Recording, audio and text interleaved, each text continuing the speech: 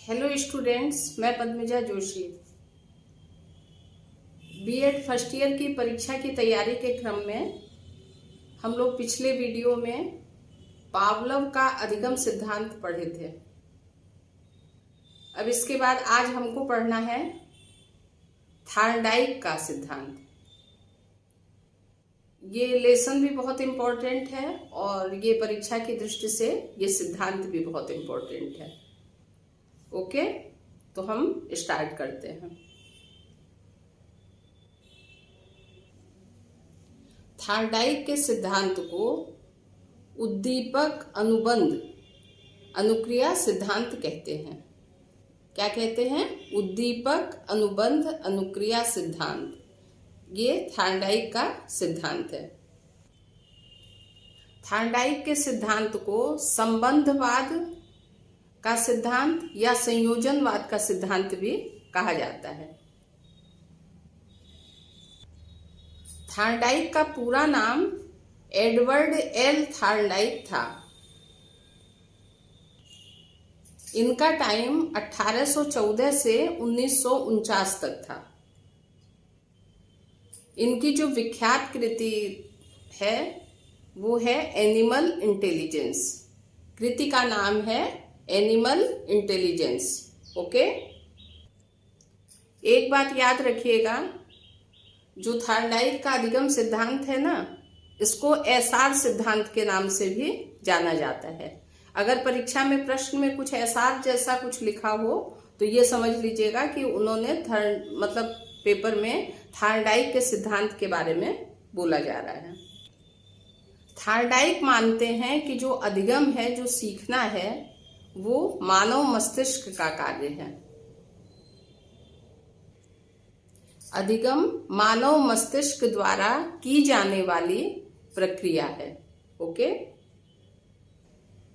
Thorndike ने अपने अधिगम के सिद्धांत को सिद्ध करने के लिए जिन पशुओं का प्रयोग किया उनमें ज्यादातर कुत्ते, बिल्ली, बंदर, मुर्गी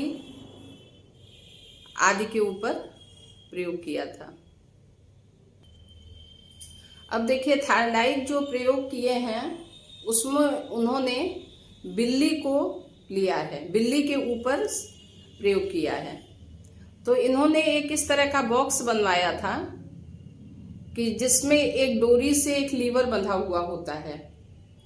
बिल्ली भूखी होती है, बिल्ली को उस पिंजरे में रख दिया जाता है, पिंजरा बंद है और पिंजरे के बाहर एक मछली रखी हुई थी, यानी बिल्ली का भोजन रखा हुआ था। अब वो जो लीवर था, जो डोरी से बंधा हुआ था, उसकी विशेषता ये थी कि अगर बिल्ली उस लीवर को दबाएगी तब उसको भोजन उपलब्ध हो जाएगा। गेट खुलेगा, वो बाहर आएगी और अपना भोजन प्राप्त कर लेगी। तो आगे जब उन्होंने प्रयोग शुरू किया तो एक भूखी बिल्ली को पिंजरे में रखा, पिंजरा बंद कर दिया, बाहर मछली रख दी और उसमें एक, ये समझ में आ गया होगा आपको कि एक डोरी से बंधा हुआ एक लीवर था। वो जब भी उस लीवर को बिल्ली दबाएगी तब गेट खुलेगा, बिल्ली बाहर आएगी, वो भोजन को प्राप्त करेगी। अच्छा देखिए, अब क्या होता है, अब बिल्ली को तो पता नहीं था ना कि इस लीवर को दबाने से गेट खुलेगा, तो वो भूख के मारे और सामने भोजन क्योंकि रखा हुआ था उसका, तो वो उछल कूद और बहुत ज्यादा बेचैन थी, उछल कूद कर रही थी। तो अचानक से उसका पंजा उस लीवर पे लग जाता है। वो लीवर दबते ही गेट खुलता है, वो बाहर आके भोजन कर लेती है अपना। अच्छा, अब इन्होंने अगले दिन फिर वो सेम प्रयोग किया। उसी तरह से बिल्ली को अंदर रखा और बिल्ली को भूखा रखा गया था कुछ समय से और उस पिंजरे में रखा गया। उसके बाद फिर इन्होंने बाहर मछली रखी, पिंजरा बंद था। तो इस बार बिल्ली ने उछल कूद की, लेकिन पिछली बार लीवर दबाने में उसने जितना समय लगाया उससे कम समय में इस बार उसने लीवर दबा दिया, क्योंकि वो सीख गई थी अब। अच्छा, कम समय लगा लेकिन लगा समय। वो बाहर आती है, लीवर दबा के बाहर आती है, गेट खुलता है, वो खा लेती है। फिर तीसरे दिन इन्होंने यही काम किया, फिर चौथे दिन किया, फिर 5वें दिन किया। ऐसे लगातार 3-4 दिन करते करते बाद में जब इन्होंने प्रयोग किया, ये समझिए 4-5 प्रयोगों के बाद में, 4-5 दिनों के बाद में, जब बिल्ली को इतना अभ्यास हो गया, उसको समझ में आ गया, तो इन्होंने जब पिंजरे में बिल्ली को डाला तो अब बिल्ली सीख चुकी थी। तो पिंजरा बंद जैसे ही किया गया, उसने लीवर दबाया, फट से पिंजरा खुलता है और बिल्ली बाहर आके अपना भोजन प्राप्त कर लेती है।